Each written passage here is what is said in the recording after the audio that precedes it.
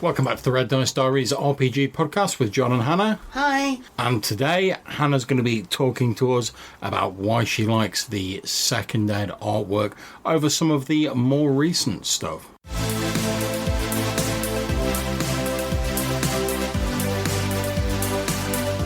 So, love, what is it you like so much about the second ed D&D artwork? I think I like that it looks just a little bit amateurish, and that's not a bad thing, and hopefully I'll be able to sort of explain why over the course of doing this. Okay, so when you say sort of amateurish, what do you mean by that? How do you mean amateurish? Well, when you look at the current D&D books, yeah, they've got these amazing, fantastic, full-colour pictures. There's loads of depth and tone to every image. You can tell that that's been like a lot of time has been spent on that by a very professional artist who's very skilled, and being someone that knows Photoshop, you can tell that it's then been gone back to with a computer and cleaned up and improved on even more. Yeah, you can definitely tell that a lot of time, money and expertise has been put behind like the more recent artwork, to use like 5th edition as an example. Now, the second ed artwork sort of looks, well, most of it, like I might be able to do something that's almost as good myself. Okay. And I think that's part of the appeal for me. There's a lot of line drawings, a lot of pencil drawings, there's watercolour stuff, and there's a lot of solid colour print stuff. Okay. In the 1970s, when they were doing this, the quickest, cleanest way to get a nice image was to get an artist to draw it for you, put that into whatever the scanner equivalent was in the 70s, and then print it with 3-colour printing. And I'm assuming that's what's been done with the second ed book. So is that like screen printing, effectively? Effectively, yeah. It's the way that you'll see like newspapers being made and that kind of thing. Yeah, so because it's a cheap, clean way. Yeah, you overlay the colours in different blocks, and that gets your final result. The initial artwork, therefore, is being directly translated onto the page, or most of it is, and then there'll be certain adjustments with the colours. It's a bit more complicated than that, but basically you're just putting a drawing straight onto a page. Yeah. Whereas now, you will start with an initial piece of artwork, and you'll be able to load that into a computer, put it into Photoshop or an equivalent, fiddle with the colours, change the cropping on it, maybe even cut out a whole element and make it bigger, or a million other things. Now, I should point out, for anyone who's listening who is unaware of this, you spent a good amount of time working for one of those sort of photo to canvas sort of places where you spent a lot of time working on Photoshop. So you know your way around Photoshop. Yeah. You know some of the tips and tricks. We're not saying this to brag, obviously. We're just saying this to give you an idea that sort of Hannah has a bit of an idea about what she's talking about when it comes to Photoshop and computer manipulation and images and things like that. Again, none of this is a bad thing to get a good, high quality picture. And the artwork in the 5th ed book is generally looks more real, whereas often in the second ed book it can look a bit cartoony. Yeah, I suspect part of the feature of the style of the 5th edition artwork in sort of like the current version of D&D is because obviously it's Wizards of the Coast, and Wizards of the Coast are best known really for Magic the Gathering. So there's a lot of detailed artwork on each of those cards. So I expect Wizards of the Coast already has a large pool of artists that they draw from who are used to working in that particular style. Indeed. Whereas the second ed book was made by a very small number of artists. How many are we talking? Well, I'm just going to read through the list of the people who did the illustrations. We've got Tony DiTerlizzi. I can never pronounce that name, but I'm pretty sure he actually does some of the Magic cards as well, or did back when I played Magic. We've got Jeff Butler. I'm a big fan of the images that Jeff Butler's put in here. He's done most of the humans, things like the genie. That's a particularly nice image, that is a nice picture. as far as I'm concerned. We've got Dave Simmons, who's done inks and colours on normal animals, almost normal animals, and squishy things. We've got Mark Nelson, who was the dinosaurs and dragons guy. We've got Tom Baxter, who did the Gith kind. And then we've got Les Dorsheed. I do apologise, I'm terrible at pronouncing names. Who was the one who went through and did all the colours for most of the book to make all these different artists' images look just that bit more together. And then there's the very important credit to Tim Beach and Doug Stewart, two artists who worked on The Invisible Stalker, which is, of course, just a blank box on the page. I imagine they probably both had quite a lot to do with the illustrations, but didn't actually do any of the drawing. That's why they've got a credit there. I expect you'd probably be able to look up the story behind that.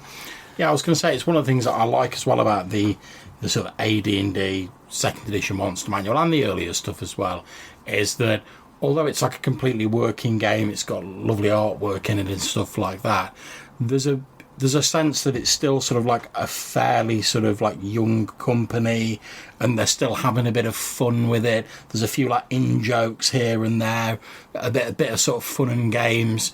Whereas I certainly think later on, I feel like it becomes more of a serious drive to produce a slick finished product, which is obviously great. You know, if you're paying your money and you get a slick finished product, happy days. But for me personally, I do like these little in-jokes and these little bits of sense of humour that sort of come through in these earlier products, particularly. One of the things that you'll notice there is that they had particular people assigned for particular, like, groups of creatures, and that will be another way that they've kept the costs down, because obviously, again, this was a very small company trying to make the best product they could in 1970s.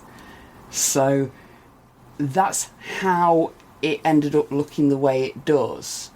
But I think for me, looking at it in the 1980s and the 1990s, it was artwork that I could trace and use in my game and make little adjustments to.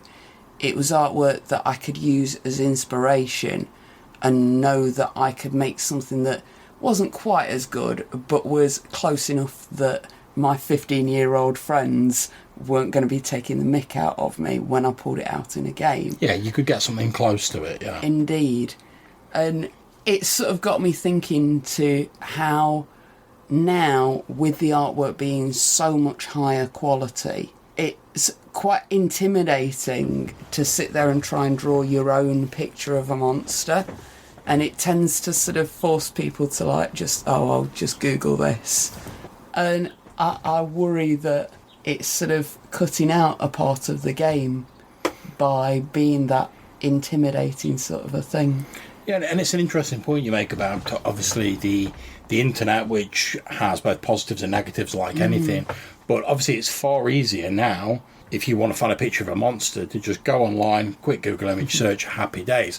Whereas obviously, like you say, in the 80s and the 90s, that wasn't popular. So if you were running your own game, you had to, and you wanted to come with your own monster, you had to either rely on like pure description, which is what I know I tended to do, or like you seem to have done, you had to either draw your own from scratch or take some of these earlier artworks, trace over them, and adapt them a little bit. So you'd be like, oh, I've got this creature. It's a bit like a gnoll, but like with horns and whatever. All right, I'll trace a bit of this and I'll draw that on it. And that's really part of the whole sort of like, I suppose, DIY sort of early ethos of the earlier D&D products, which is something I really love and I've got a great deal of nostalgia for even nowadays. And part of it isn't about how the images are drawn so much as what's done to them after. Yeah. These are very simple line drawings that have been made for that cheaper printing process. So when you can print a full colour photo quality image, you're sort of tempted to print a full colour photo quality image. And those are a lot more difficult to trace, they're a lot more difficult to use unless you've got the computer software and you're familiar with that. And I know that in more recent times I have been using Photoshop for game props. Yeah. And maybe it's just that it's moved on that bit. But it just got me thinking about how the artwork there is a lot more like the art I used to draw. And this is so much beyond me, I'd never attempt to try and replicate it. Yeah, and I was just going to say, as you mentioned earlier, there's maybe 8 artists in the original books, something like that. It's not a lot of them, and that's in the monster manual for AD&D Second Edition, where every page has like a monster drawing on it. Whereas if we look in the player's handbook for 5th edition, which has lots of lovely artwork in it, don't get me wrong, there is easily like 10 times that number of like artists that are listed, to the point where I'm not going to list them all out here because it'd take so long in this episode. I mean, there must be... I'm looking now to see if I see there must be like 40 artists in there at least, and I expect a lot of these were given just like 1 or 2 things to do because they were doing these big, involved, sort of very detailed pictures. Whereas you can tell in the AD&D Second Ed Monster Manual, each person was given like, right, you're in charge of the humanoids, right, you're in charge of these, you're in charge of that, right, here's the monsters we need. And I think that's probably part of the reason why they're simple as well, because they had so many sketches they needed to like knock out and get to a presentable format that they wouldn't have had time to make each one like a lovely like oil painting style like panorama. Exactly. So, yeah, the artwork in the 5th Ed and many other modern games is amazing artwork. I do like the work by those artists, but for the purposes of a roleplay book, sometimes I'd rather have something that's just that little bit janky, something that's not quite so intimidating. Yeah, so if I'm correct, what you're saying is you found the sort of earlier artworks more inspirational. Exactly. Because it wasn't so far out of reach that you were discouraged and were just like, no, I can't do anything like that. It was like just within reach. So, I mean, thinking about it, I probably still couldn't draw as well as like the stuff in the Monster Manual, but there's less of a gulf between like your amateur's level of ability and the artwork that was in there. And I've got to admit, as you were saying, with art sort of like drawing you into the game, we mentioned Tony DiTilizzi earlier on, who pretty much did most of the artwork for the Planescape campaign. He did the goblins and fairies in the Monster Manual. And anyone who knows Planescape, it had this weird sort of strange sort of sci-fi fantasy sort of deal, and had a very unique atmosphere, its own slang. It was just a very unique campaign setting, and a lot of that was down to DiTilizzi's artwork. And one of the first books I ever picked up for sort of D&D was one of the old Monstrous Compendiums for Planescape, and the pictures of like the Gith and the Gith Yankee and stuff like that, the animal like the Cat Lords and stuff like that in it. That was what really grabbed my attention about that book. It was so visually striking, but again, not because it was like the best artwork in the world, or it was all these ridiculous panoramas. Don't get me wrong, it was good artwork, but it was because it was like quirky and a little bit individual that really sort of like drew me to it. And as you say, I can certainly see why he would have got the goblins in the old Monster Manual. There is something very sort of like Bowie's Labyrinth about about the pictures that he's done. Yeah. So, anything else you want to say about the art in there? It's your episode. I think I'm done raving about it. I think I might want to go and draw us in the style of D&D characters from the Second Ed book. And that's fair enough. I'm sure we can always use some new artwork to go on the podcast banner, love. So we hope you guys have enjoyed this episode with us waxing lyrical and nostalgically about the old D&D artwork. Some of the things we liked, some of the things we didn't like.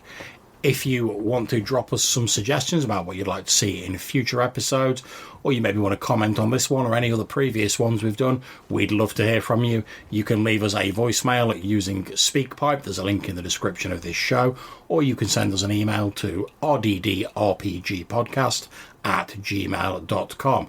Until we see you next time, take care, stay safe, and keep gaming. Bye.